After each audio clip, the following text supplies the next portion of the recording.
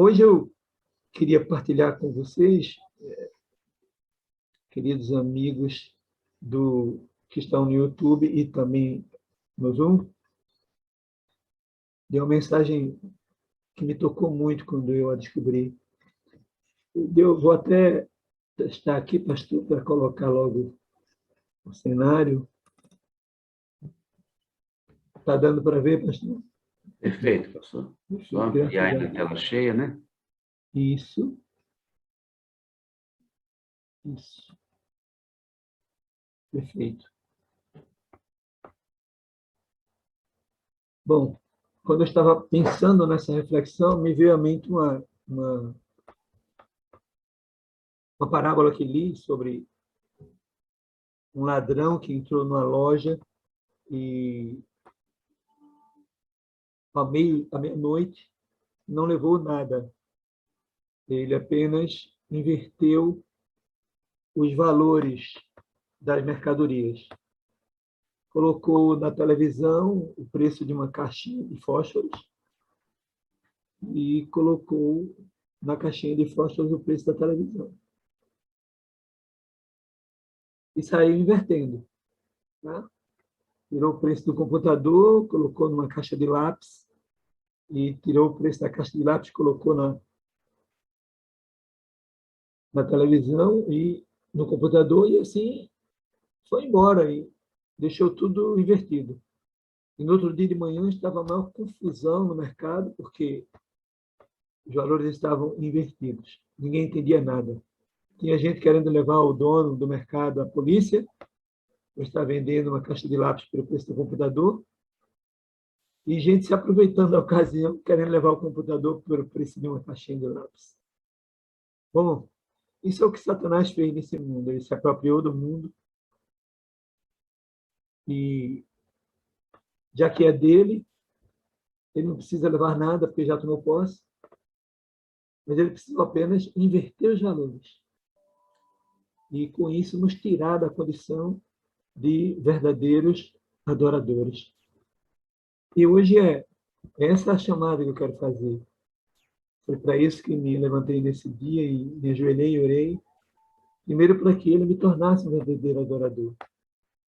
E para que hoje, essas palavras inspiradas pelo Espírito, segundo o pedido do pastor Wagner, alcance corações sábios e também nos faça, nessa manhã, verdadeiros adoradores. Mas isso não é uma coisa muito simples, porque os valores estão invertidos e essa é a arma principal de Satanás, né? Trocar tudo. Por isso que hoje eu vou pedir, né? Eu vou implorar a Deus que nos dê a condição de trazer todos os nossos ídolos que estão no interior do nosso coração para queimá-los no altar que se ergue hoje nesta sala de oração, nessa sala de movimento do Espírito Santo. Nos fazer entender que Deus pode nos tornar aquilo para o qual nós fomos chamados para ser verdadeiros adoradores. A adoração está no centro do grande conflito. E esse grande conflito não é exatamente conosco, nós estamos envolvidos nele de forma indireta. O conflito é entre Cristo e Satanás, entre Deus e Satanás. E ela não é digno de verdade sobre os anjos, que desde o início Satanás se negou a adorar a Deus e a adorar a Cristo. E decidiu com isso que jamais se curvaria diante do Filho de Deus em adoração servil. E continuou firme nesse propósito, até hoje. Então, do primeiro ao segundo Adão e até os nossos dias, Satanás não desistiu de usurpar a adoração devida somente a Cristo. Ele não desistiu.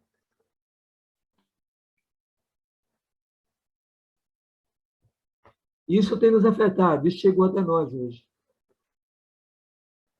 E ele diz com prazer, né? Ele olha para Deus e tenta afetar a Deus, e tem afetado a Deus. Tem incomodado, de fato, a Deus. Quando ele diz, entre outras coisas, eles não querem te adorar. eles adoram a mim. Eles não querem te adorar.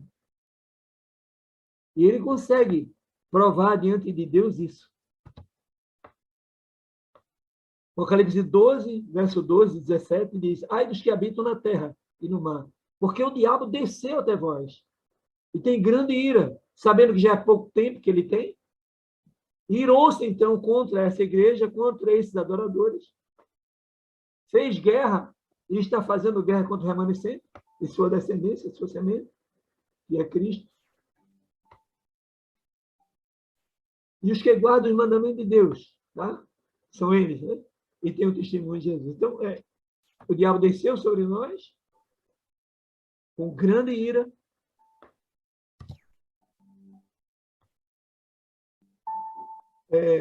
E há evidências bíblicas, né, de que, de fato, é ele quem tem o domínio sobre esse mundo. Porque isso foi dito pelo próprio Cristo. Esse mundo tem sido dele, ele sequestrou, se apoderou se apropriou desse mundo.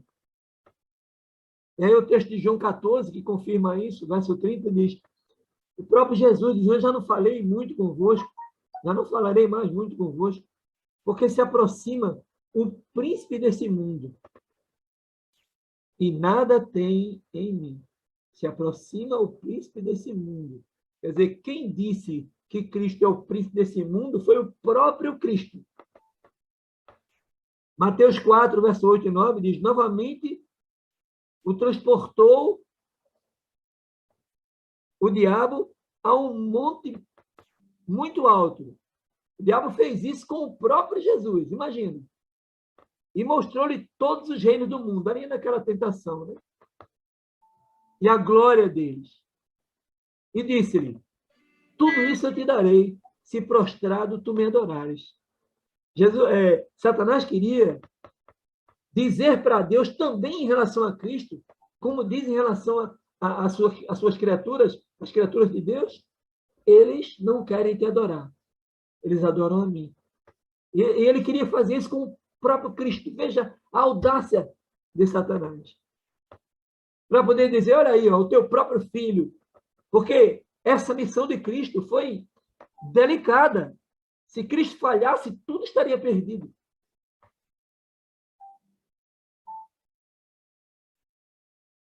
Apocalipse 11, 15 diz: e o sétimo anjo tocou a sua trombeta. E houve no céu grandes vozes que diziam: olha o que as vozes diziam, dirão, no final de tudo, somente no final de tudo, os reinos do mundo vieram a ser do nosso Senhor e do seu Cristo. E ele reinará para todo sempre. Isso é muito inquietante. E espero que afete nossas almas profundamente nessa manhã.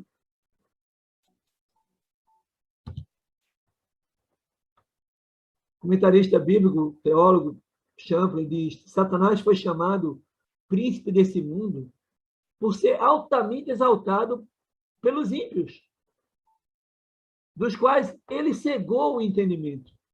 2 Coríntios 4:4 confirma isso. E o trecho de 1 João 5:19, onde também revela-nos que o mundo inteiro jaz sob o comando do maligno. Que coisa dura.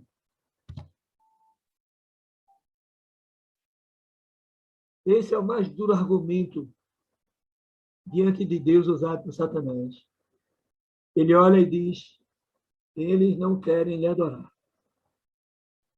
E é por isso que Deus precisa nessa terra de verdadeiros adoradores. Eles não querem te adorar. Então, pela inveja que ele sente de Cristo, ele tenta humilhar a Deus desde os tempos remotos até hoje. O livro Fator Melquisedeque, o autor, comprova, através de pesquisas etnográficas, que Deus se revelou em todas as culturas da antiguidade, de algum modo, de maneira que todos o adoravam.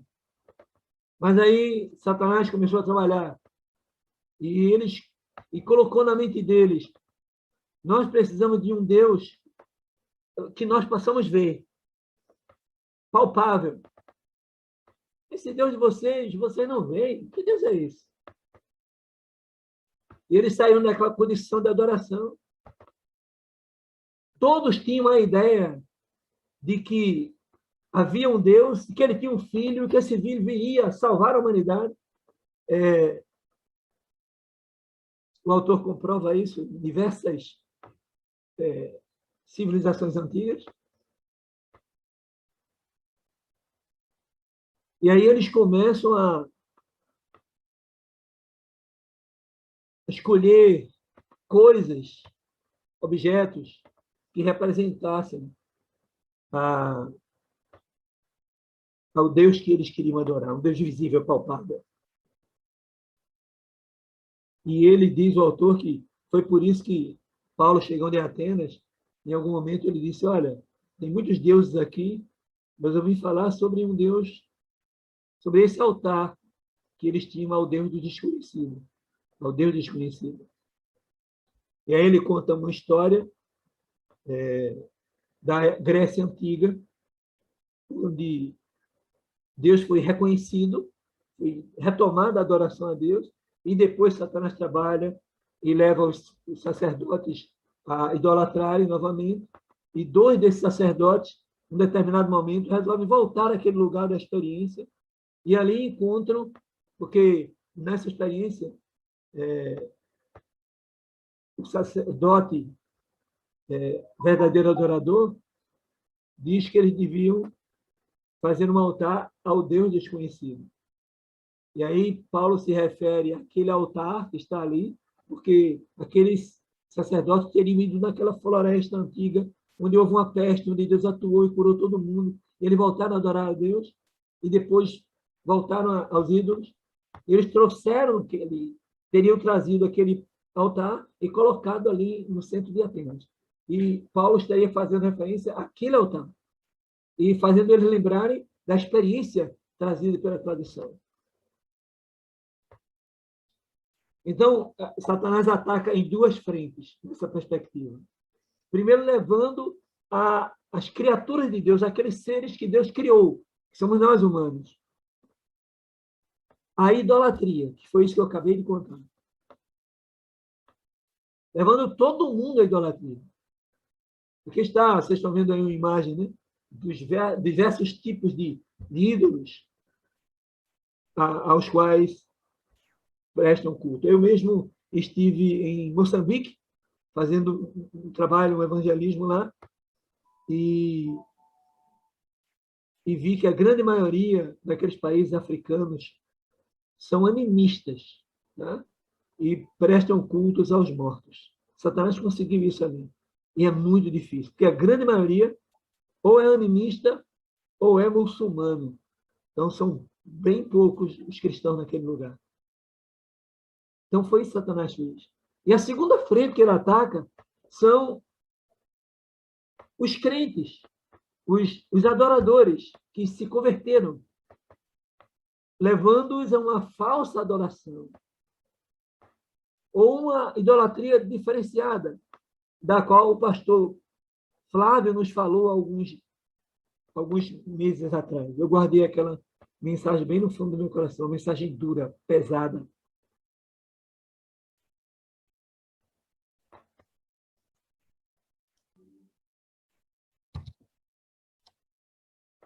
A idolatria no mundo. Na Grécia, temos 59 ídolos. Há 59 ídolos. Temos conhecimento desses ídolos. Na China, cerca de 1.000 ídolos. Na Índia, 330 milhões de ídolos. Dá para imaginar isso, irmãos? Dá para imaginar como isso dói no coração de Deus? Ver as pessoas que ele criou, as criaturas suas, que foram criadas à sua imagem. E o pastor Wagner está sempre lembrando isso, né? Que nós somos a parte visível de Deus, mas que, lastimavelmente, nem todos são, né? Que se deformaram essa imagem. E até alguns que são crentes têm deformado também essa imagem por um tipo de idolatria diferenciada. Não são deuses, não são estatuetas, mas são outros tipos de deuses. E essas criaturas que fizeram isso, precisam ser tocadas pela nossa presença. Deus quer usar-nos a nós, como verdadeiros adoradores. Porque, como falsos adoradores, jamais vamos conseguir que os idólatras se convertam. Temos que ir a eles como verdadeiros adoradores. Eles vão perceber isso em nós, o brilho nos nossos olhos, o brilho na nossa face. Vão perceber que estivemos no Monte Moriá, estivemos na presença de Deus na manhã de cada dia. E esse texto dói na alma, toca o nosso coração, incomoda-nos. Romanos 1, 19 a 23. Porquanto o que de Deus se pode conhecer neles se manifesta. Porque Deus se manifesta, porque Deus lhe manifestou. Porque as suas coisas invisíveis, desde a criação do mundo, tanto o seu eterno poder como a sua divindade, se estendem e claramente se veem pelas coisas que estão criadas, que Deus tem muitas maneiras de se revelar. E Deus se revelou a esses que não têm a revelação especial que nós temos, de diversas maneiras através da natureza, de modo que eles são indesculpáveis. Como eu disse, desde as primeiras civilizações. Mas Satanás trabalhou e mudou. E ele diz a Deus, eles não querem te adorar. Eles adoram a mim. E então, por isso eles são indesculpáveis, inexcusáveis, porque mudaram a glória de Deus incorruptível em semelhança de imagens de homem corruptível, de aves, de quadrúpedes, de répteis, de objetos os mais diversos. Isso dói, porque o próprio Deus, em alguns textos da Bíblia, em diversos textos, tem dito da sua angústia e da sua dor por ver suas criaturas trocarem o verdadeiro Deus por ídolos que não veem, não falam, não ouvem. Quanta dor isso deve causar no coração de Deus.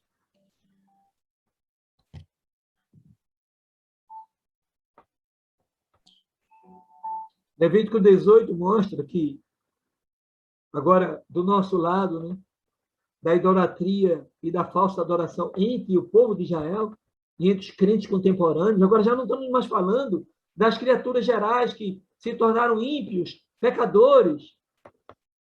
Nós nos tornamos justos, descemos as águas e deixamos aquela condição pecaminosa e deixamos aquela condição idolátrica. Eu mesmo fui de uma religião em que tínhamos adoração de imagens. E a gente respeita e sabe que muitos estão fazendo isso hoje, que ainda não têm a noção, porque ainda não foram tocados pelo nosso trabalho, pela nossa presença, pelo nosso movimento, de modo a aquecer os seus corações e tirá-los daquela condição que é evidentemente clara na Bíblia. Foi dada a ordem, está entre os mandamentos de Deus mais importantes. Não fazer imagens de esculturas. Mas nós, crentes, temos outros tipos de imagens de esculturas. E Levítico 18 deixa claro, com nenhuma dessas coisas vos contamineis.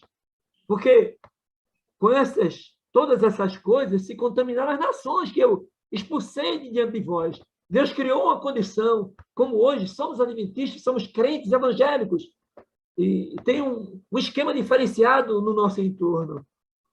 Fomos convertidos para sermos verdadeiros adoradores, sem ídolos em nossos corações. Ele nos tirou daquela condição para criar uma situação diferente, um movimento diferente. Um chão úmido, um ambiente aquecido, um coração tocado, transformado. Ele disse que fez isso para o povo seu, a nação santa, que ele tornou santa. Portanto, diz ele, guardareis o meu mandamento específico, não fazendo nenhuma das práticas abomináveis que se fizeram antes de vós, e não vos contamineis com elas, porque eu sou o Senhor vosso Deus. Eu sou santo e quero que vocês sejam santos. Então, gente, é tão doloroso para Deus que nós precisamos imaginar isso, que nós podemos estar causando com outras formas de idolatria essa mesma dor em Deus. E olha, no passado, o povo de Deus não causou somente esse tipo de idolatria, de ídolos que estão em nosso coração, que são circunstanciais, que são nem sempre palpáveis ou visíveis, mas o povo de Deus fez não só isso, mas também o outro tipo de idolatria. Claro, evidente. Lá nos bosques, nos altos, realizando cultos a Baal, que eram cultos que envolviam promiscuidade, sexualidade terrível. E fizeram também bezerro de ouro, né? E outras estatuetas, né? As esposas de Jacó, quando fugiram, levaram ídolos do lar na sua bagagem. Sabe, isso é terrível, porque Satanás continuava dizendo, eles não te adoram, eles adoram a mim. E isso provocava e provoca dor, incômodo, angústia no coração de Deus. Fere a Deus, machuca a Deus. Nós podemos estar o nosso modo de viver provocando essa angústia em Deus. E Satanás se alegra com isso.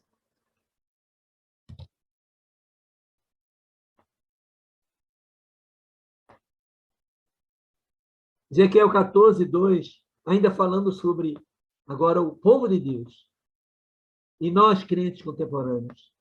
Então veio a minha palavra do Senhor, Ezequiel 14, 2 e 3, dizendo, Filho do homem, adverte esse povo, porque esses homens levantaram seus ídolos nos seus corações. E o tropeço da sua maldade puseram diante da sua face. Pastor Flávio lembrou esse pensamento de Calvino que eu trago de novo às nossas mentes. O coração humano é uma fábrica de ídolos.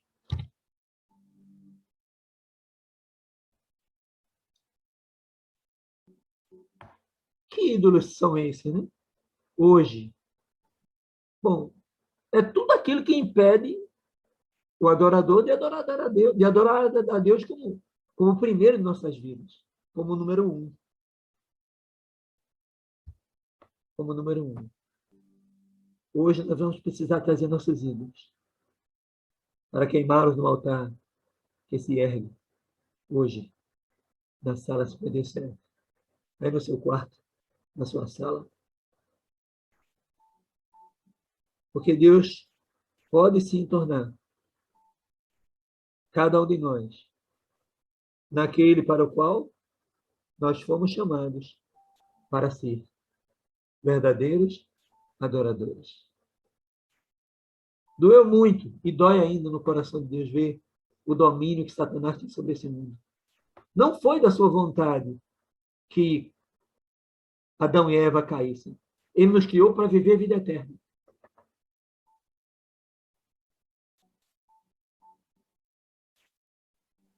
Não foi da sua vontade que Caim matasse Abel. Não foi da sua vontade ao ponto dele dizer, me arrependi de criar a humanidade, porque é sempre má continuamente os seus pensamentos. Idolatria, prostituição, tudo que não prestava. E Satanás lhe dizendo, eles não querem te adorar. Não foi da vontade de Deus destruir o mundo daquela maneira, pelo mundo ter se tornado o que se tornou. Não foi da vontade de Deus que o povo seu fosse escravizado 400 anos no Egito.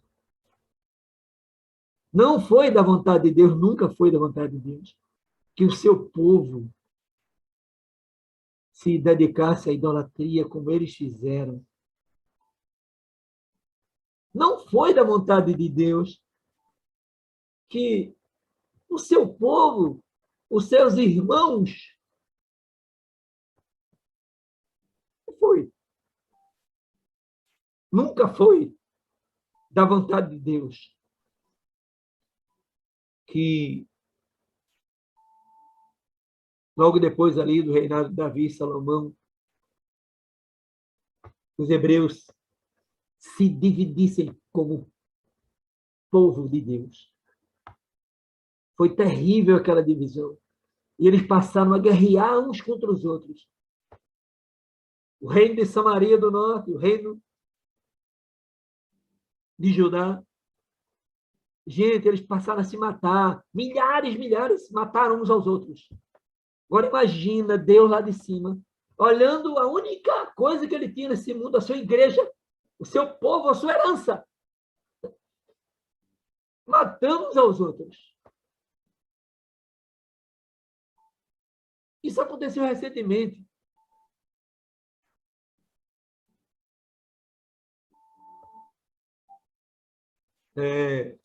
Me fugiu agora o nome do país, em que os Hutus, Ruanda,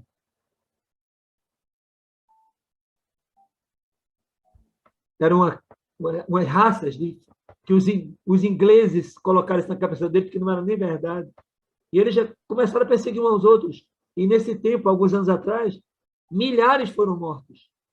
Tutsis e Hutus, matando uns aos outros.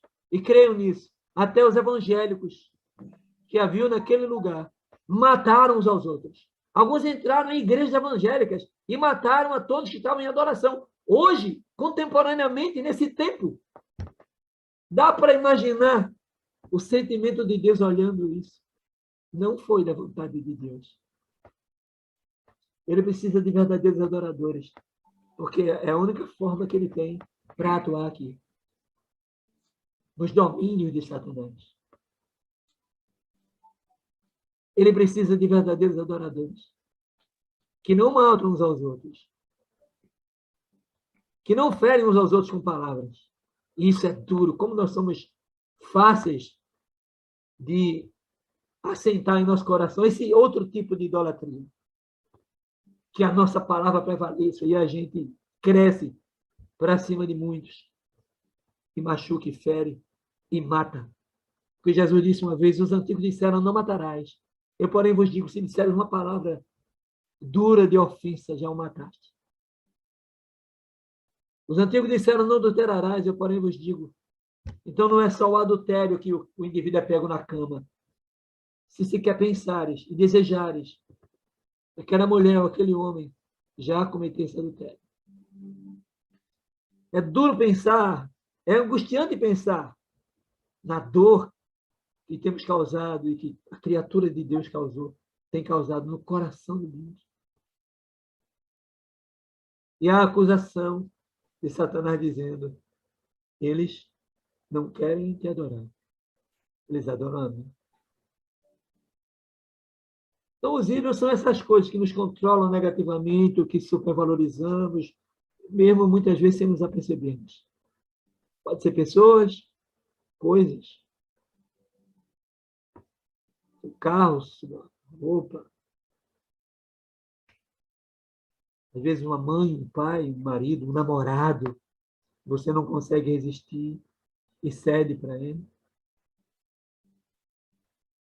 E humilha Deus novamente. É um ídolo. O dinheiro, pornografia, não consegue viver sem ela.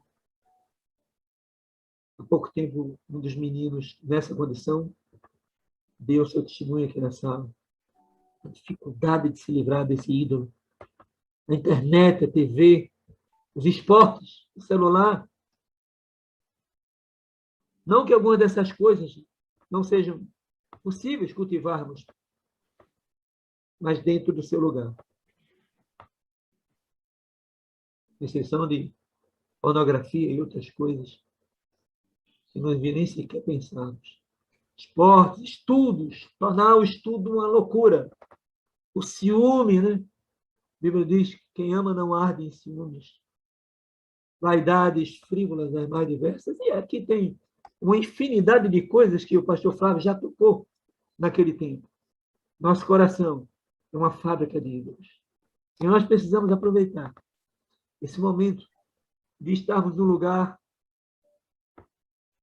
propício ao renascimento, aquecido pelo Espírito, para pedir a Deus que aclare a nossa mente, nos dê a condição de identificar em nossos corações que ídolos temos adorado, que coisas parecem estar no primeiro lugar de nossas vidas. O verdadeiro adorador tem a Deus em primeiro lugar. Mas não foi assim no passado, nem tem sido assim no presente. Infelizmente, na grande maioria do povo de Deus, dos crentes contemporâneos. Paulo rememora isso, trazendo a lembrança em sua carta aos Coríntios 10, capítulo e versos 3 a 5, dizendo: todos comeram do mesmo alimento espiritual. Está acontecendo conosco agora, aqui na sala, em nossas vidas diárias. Ele tem nos dado o alimento espiritual. Todos beberam da mesma bebida espiritual. Ele também tem nos dado. Crentes contemporâneos, crentes de hoje, porque eles bebiam da pedra espiritual que os acompanhava. E nós também, apesar de toda essa condição, ele está de olho em nós. O Espírito Santo foi nos dado, está aqui na terra, acompanhando a nossa trajetória. Bem presente em nossa vida, mas em muitas vezes impedido de atuar. E tendo que ouvir Satanás dizer, eles não querem te adorar. Mas nós podemos hoje queimar todos esses ídolos pela fé. No altar que se ergue nesse chão úmido dessa sala, nesse ambiente aquecido. É hoje, é agora, é aqui. Mas Deus, infelizmente, não se agradou da maior parte deles. Deus estava com eles, observando tudo. O Espírito Santo agora conosco presente, mas não está se agradando da maior parte dele. Não entristeçais o Espírito Santo. Ele tem ficado muito triste. Mas creia, Deus pode nos tornar aquilo para o qual nós fomos chamados e criados para ser verdadeiros adoradores. Romanos 9, 27, rememora o texto de Isaías 10, 22, que diz também, diz Paulo, também Isaías clamou acerca de Israel, dizendo: ainda que o número dos filhos de Israel seja como a areia do mar, só o remanescente é que será salvo.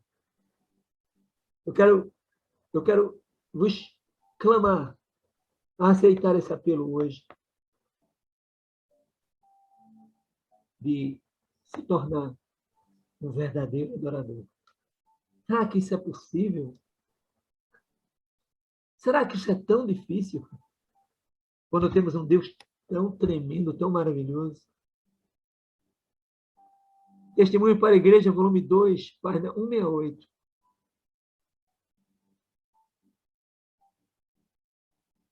Em tempo algum deveria o crente acariciar ídolos. Não há lugar para acordo com Belial ou amizade com o mundo. Mateus 8, 12. Isso é muito duro, viu? De a gente ouvir. Os filhos do reino serão lançados nas trevas exteriores. E ali haverá pranto e ranger de dentes. Essa é a grande maioria. Que são todos filhos do reino. São todos criaturas de Deus. E a grande maioria dos evangélicos, a grande maioria dos crentes, porque são como areia do mar, mas só um remanescente. Quer ser você hoje um remanescente? Um santo? Um verdadeiro adorador? Não importa em que condição você esteja, como líder, como servo, como pastor, como ovelhas, podemos sair hoje dessa sala como verdadeiros adoradores. Porque enquanto estivermos em condição adversa a essa, vamos causar muita dor no coração de Deus. Ao ponto dele nos dizer o que disse ao seu povo, a sua herança. E o que o pastor Wagner, de vez em quando, dá essa lembrada. Ele chama um desses trechos aqui e nos fala bem sutilmente. Eu agora estou falando também do mesmo modo, com todo o carinho do meu coração. As duras palavras que Deus teve que usar a um povo de duas serventes. A um povo quanto mais. Talvez hoje nós estejamos, ou muitos de nós, nessa condição. De termos que ouvir essas duras palavras de Deus, que diz, que nos pergunta, quem foi que chamou vocês?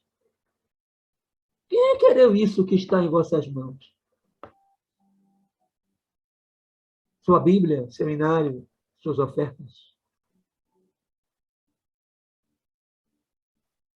Seu livro, está em suas mãos. Quem requereu que viesses a pisar em meus átrios? Quem chamou vocês aqui para a sala 57? Para esse chão úmido e esse ambiente aquecido. E essa luz que vem do alto e incide sobre nós. Eu sei que há muitas críticas sobre nós que frequentamos essa sala. Sobre a liderança. Mas esse é um lugar onde o Espírito tem atuado. E nós temos que respeitar isso. Eu sou um homem falho. Wagner, igualmente. Pastor Zinaldo, Abidoral, Moreira, todo falho. Mas tocado pelo Espírito Santo, sendo o que Deus nos chamou a ser, grandes coisas podem acontecer em nossas vidas. E ele diz mais, não continue desse jeito, não continue, eu não quero nem as ofertas de vocês. Por isso que Jesus disse lá atrás, não venha desse jeito. Se reconcilie com seu irmão e volte para que eu possa aceitar essa adoração. Porque sem isso é falsa adoração.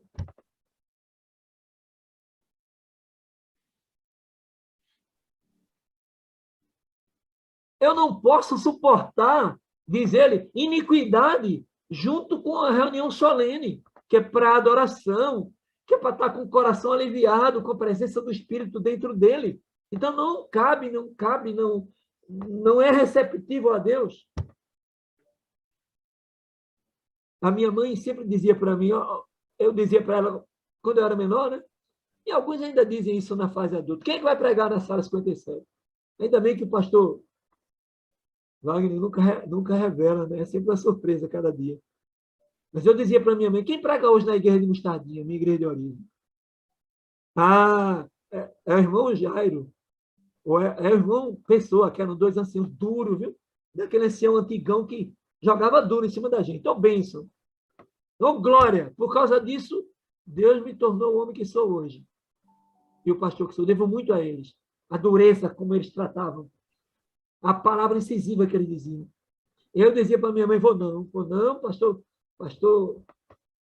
E eles já eram velhinhos, né? E jogavam duro, palavras incisivas. E a minha mãe dizia, você vai sim. Você não vai ouvir o irmão Pessoa. Você vai ouvir o que o Espírito Santo vai falar através daquele canal falho, em que você vê tantas falhas. E as palavras vão tocar seu coração. Então é duro quando nós estamos no lugar, escolhendo a quem queremos ouvir. Ou quando estamos no lugar da adoração, e a nossa mente vagueia, divaga. Nós não conseguimos orar, porque hoje nós estamos tão tão bombardeados de imagens, de coisas que estão gravadas no inconsciente contra a nossa vontade. E quando nós queremos que saia, não sai mais. Só por um milagre divino. E por esse milagre temos que orar. Porque muitos de nós não estamos conseguindo uma adoração verdadeira porque estamos afetados por isso. E aí, saímos do cerne, da raiz da adoração. Ouvindo o sermão, mas longe dele. Ouvindo as canções, mas não integrados nelas.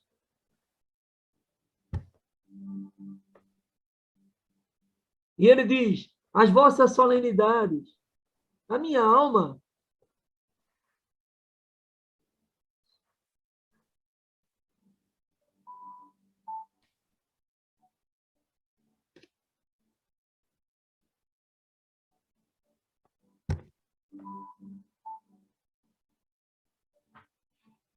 esse texto sempre me toca profundamente.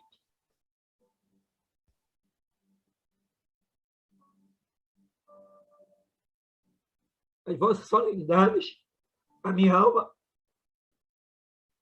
as odeia. Já me são pesadas. E eu já estou cansado de sofrer. Imagine você adorando nessas condições que eu falei, negativas, e causando, em vez de uma alegria, sofrimento em Deus. Aí Satanás diz, eles não querem te adorar. Eles adoram a mim. Você quer adorar a Deus? Quer colocar todos os seus ídolos no altar que se ergue hoje nessa sala? Queremos juntos hoje voltarmos a ser aquilo que Deus nos vocacionou a ser. Pela criação, pela recriação, pela redenção, pela graça e misericórdia. Verdadeiros adoradores. E ele termina dizendo, por causa de tudo isso, quando vocês estendem as mãos, eu escondo de vocês o meu rosto. Há pouco tempo eu assisti o filme The Record Keeper.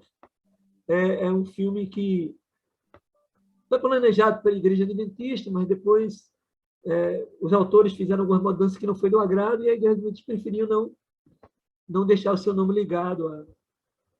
Mas o filme foi feito todo em cima de Ellen White, das revelações da Bíblia.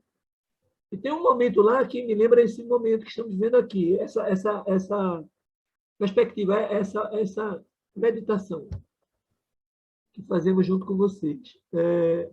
Tem um momento que é aquela luta, né? E aí um dos anjos, o chefe dos anjos maus, diz para o chefe dos anjos bons, que estão ao lado de Cristo, que não abandonaram a Deus. Diz assim, esse mundo é nosso, esse território é nosso. Você não tem nada que me fazer aqui. E é por isso que a guerra existe, e por isso que a gente vai para cima de vocês. E aí mostra o que existe no lado invisível da vida, que nós não estamos vendo. Porque a Bíblia diz em Éfeso que a nossa luta não é contra a carne nem contra o sangue, mas é contra essas hostes espirituais da maldade, que estão de um lado que nós não conseguimos ver, do lado invisível da vida. E ele diz como é essa guerra, né? E os anjos maus dizem, não venham aqui, porque isso aqui é território nosso. E como eu disse lá no começo, isso é verdade. Porque o próprio Jesus disse, esse é o príncipe desse mundo. Mas nada tem em mim, lembre-se disso, nada tem em mim. E ele pode ser o príncipe desse mundo, mas pode ser que, para nós que estamos ouvindo esse momento, sua palavra, e para muitos que estão em outras salas, em outros lugares, em outras igrejas, verdadeiros adoradores, que podemos também dizer, nada tem em mim. Ele pode ser o príncipe desse mundo, mas nada tem em mim. Bom, aí eu resolvi trazer alguns textos, são inúmeros na Bíblia, mas eu quis trazer algumas experiências rápidas para tocar para vocês. Em Judas 1:9, para vocês sentirem como é difícil a luta aqui na Terra. De modo que vocês não conseguem ver, mas está acontecendo diante de nós. Por trás de nós, de frente e do lado.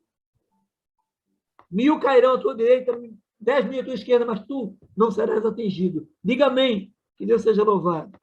Aí diz Judas, o arcanjo Miguel lutando contra o diabo, disputando a respeito do corpo de Moisés. Dá para vocês imaginarem isso? Moisés ali morto e a briga por trás dele. O anjo Miguel, que alguns teóricos dizem que é o próprio Cristo, lutando contra o diabo. Não é simples. Não é tão simples como muitos imaginam. Estamos diante de um tremendo conflito. Nós estamos no meio deles. E agora eu levo suas mentes para 1 Reis 18, 36 a 38. Lembram daquele conflito de Elias com os profetas de Baal? Elias dizendo, clamem, 450 profetas. Clamem, coloquem, preparem tudo aí no altar, que eu vou preparar aqui também no meu altar.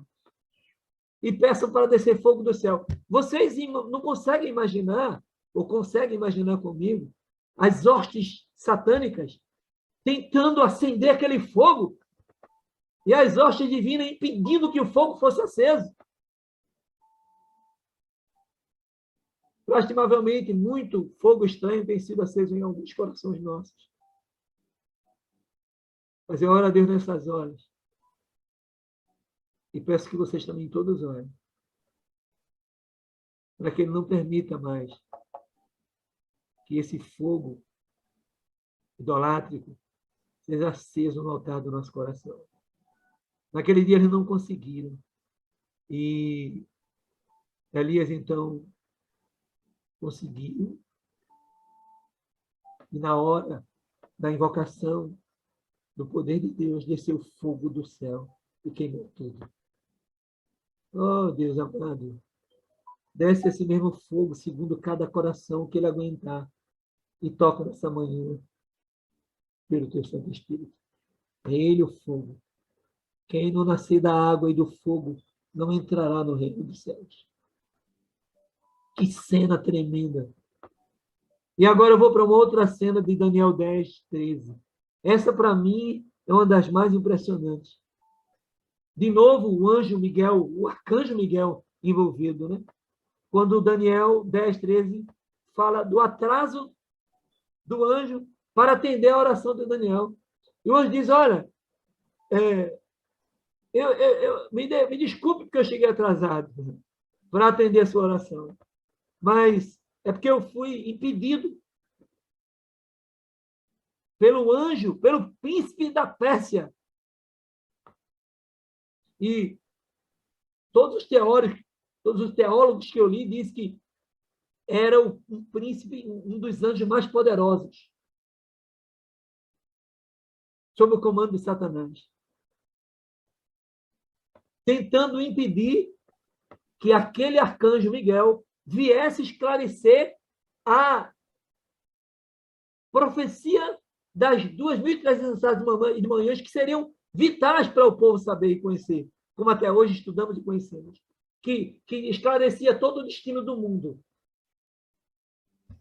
até a pedrinha ser jogada na estátua e se transformar no grande reino de Deus e nós estarmos juntos ali em adoração e no término de tudo. Mas o que me impressiona, gente, é que não foi fácil. Foram 21 dias de luta. Dá para você imaginar?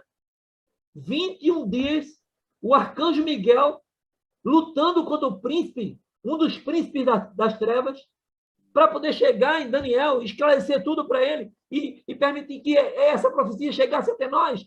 Nós temos estudado, mas muitos de nós não temos pensado o quanto custou, como foi difícil para as hostes celestiais fazer essa verdade chegar até nós.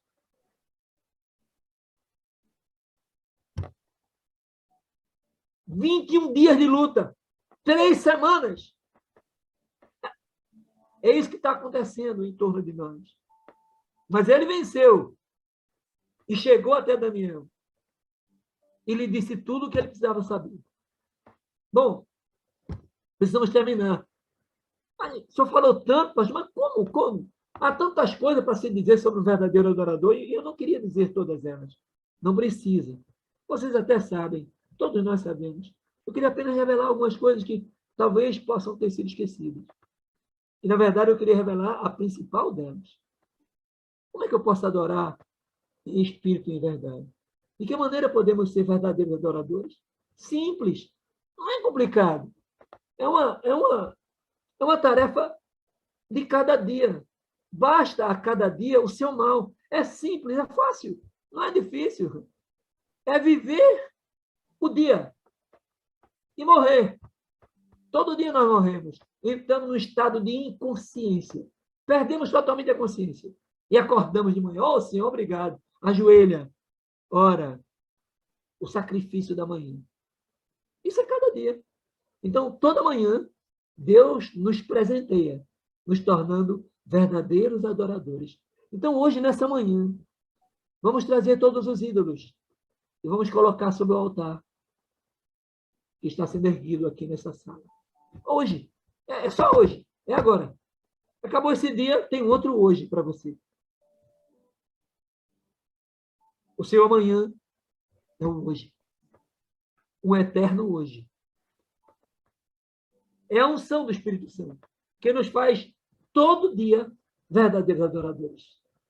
Eu até já conversei com o pastor Wagner sobre isso. Pastor, a gente está falando que está buscando, mas ele já está conosco. Lógico que há muitos que ainda estão querendo, porque não sentiram que ainda... Mas não precisa você pensar em coisas grandiosas, em ser um Moisés da vida. Fica contente em ser um Judazinho que escreveu só um capítulo de um livro na Bíblia. Paulo escreveu mais do que todos os demais. Paulo é Paulo, Judas é Judas. Abraão é Abraão, pai da fé. Mas Pedro, homem de pouca fé, é o Pedrinho, nosso amado. Se contente com o que ele lhe dá agora e use. Você está na presença de Deus, eu estou na presença de Deus. E desde manhã me ajoelhei e pedi a ele isso. Eu estou falando aqui nessa vibe de verdadeiro adorador, porque ele me fez isso. Pode ser que aconteça alguma coisa durante o dia, isso tudo inesperado. As forças do mal estão lutando para me derrubar, para derrubar você. Mas se acaso acontecer, eu tenho outro dia amanhã. E eu tenho ainda esse dia, porque é orar sem cessar. O pastor Wagner falou isso agora de manhã. É o estado de espírito linkado nele. Linkado nele. O chão que precisa ser umedecido e o ambiente aquecido não é somente o da sala, é o que está aqui dentro. E isso pode acontecer fora da sala. A sala tem tempo limitado, vai acabar. E nós? Por isso que ele pergunta, Wagner, se um dia a sala acabar, porque ele está preocupado com isso. Verdadeiros adoradores. 2 Coríntios 5,17. Assim que se alguém está em Cristo, é nova criatura. Eu podia não ter sido um verdadeiro adorador, mas cada dia agora eu estou sendo. Eu estou sendo a perfeição. É um termo típico do gerúndio. Eu estou sendo, eu estou caminhando, eu estou amando. É uma coisa que não acaba. É a luz da aurora que vai brilhando até ser dia perfeito. Sou nova criatura, as coisas velhas passaram e tudo se faz novo. Essa é uma experiência do dia a dia, do cotidiano. Sabemos que todo aquele que é nascido de Deus, por isso que eu costumo dizer, eu não sou mais nem vocês são, aqueles que tiveram essa experiência, aquele pecador típico. Eu sou um justo, porque eu desci nas águas como pecador, e ele me ressuscitou como justo. Então, ele me justificou. Então, hoje o pecado não é mais como antes, quando eu era pecador. Ele agora é um pecado que ocorre na vida de um justo que, lastimavelmente, ainda peca. Sabemos que todo aquele que é nascido de Deus não vive pecando.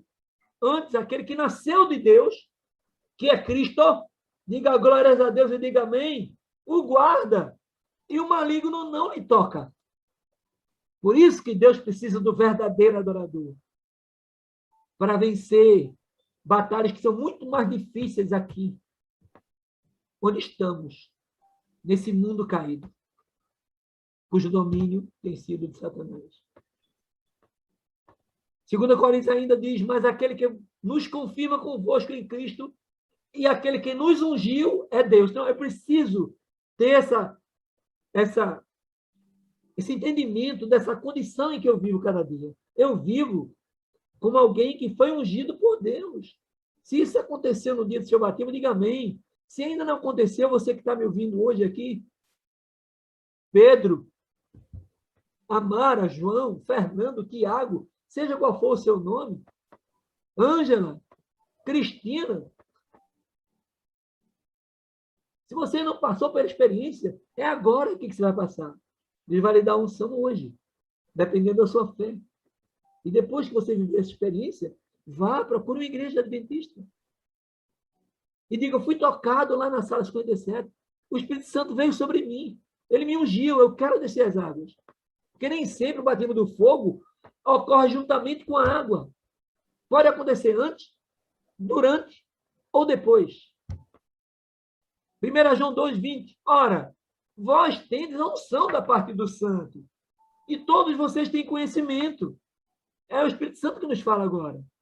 1 João ainda 2,27. Quanto a vós, a unção que dele recebestes, fica em vós. Diga amém, igreja. A unção fica em vós. E a sua unção nos ensina a respeito de tudo que nós precisamos saber. O que não precisamos vai ser revelado no céu. E eu quero concluir, mais uma vez e finalmente, convidando todos vocês que estão nesse lugar a trazer os seus ídolos. Se é que existe, se acaso existe, para colocá-los no altar que erguemos hoje, mais uma vez, nesta sala. Vamos queimar tudo. Diga amém. E aí na sua casa, se tem alguma coisa que precisa ser queimada, se tem aí uma revista pornográfica escondida debaixo do travesseiro, debaixo do colchão, se tem algum link que não devia existir no seu celular, delete. Se tem alguma coisa que você se apega, se desfaça de alguém, se isso vale mais para você do que as coisas de Deus. Você sabe se há alguma coisa hoje que é de alguma forma um ídolo em sua vida, se desfaça. Eu acho lindo, por isso que eu coloquei essa foto aqui, essa transformação da mente que Paulo nos conclama, escrevendo aos Romanos. Rogo-vos, pois, irmãos, pela compaixão de Deus, que apresentei vossos corpos em sacrifício vivo, santo e agradável a Deus. Queima, Senhor, que é o vosso culto racional que estamos fazendo agora. Essa é a hora de nos colocar pela fé no altar de sacrifício. Essa é a hora de queimar. Lembre-se que naquele encontro com Gideão, aparece um anjo com um cajado. É o único anjo na Bíblia que eu conheço, que eu me lembro, que apareceu com um cajado. E aí, quando Gideão traz a oferta, ele toca na oferta com a ponta do altar e ela é queimada. Ele aparece com um cajado. Ele hoje está com o mesmo cajado em sua mão, na mão do Espírito Santo. E nós precisamos agora pedir, Senhor, libera o teu Espírito. E dá que ele possa, com a ponta do seu cajado, tocar e incendiar o nosso coração, queimando qualquer ídolo que possa existir. E nos dê a condição física, pessoal, de agir literalmente sobre os outros ídolos que, quem sabe, esses mesmos ídolos ou outros ídolos que estejam presentes fisicamente em nossa casa, para que nós tenhamos a coragem de ir lá e destruir. Eu quero contar uma coisa muito forte para vocês, que aconteceu na minha vida. E eu encerro com isso. Eu e minha esposa nos convertemos e na família da minha esposa, ela era a única que tinha sido convertida. nós começamos a fazer um trabalho ali com eles. E começamos a... A nossa fé era pequenininha, bem menor. Era o início da nossa vida. Não era ministerial, a nossa vida é evangélica. E aí a gente vivia uma luta, né? Tinha uns voltados para bebida, a mãe vivia misturando espiritismo com catolicismo e ia nas umbandas, né? Não era fácil aquela vida da minha sogra. Meu sogro era um ateu, era alcoólatra, e os irmãos ali, todo mundo envolvido em alguma coisa não recomendável, alguns até na mesma vibe de espíritos maus, e a gente precisava transformar aquele povo tocado, né? E começou uma luta grande, e as hortes espirituais do mal se manifestando na casa, muita coisa ruim acontecendo na casa.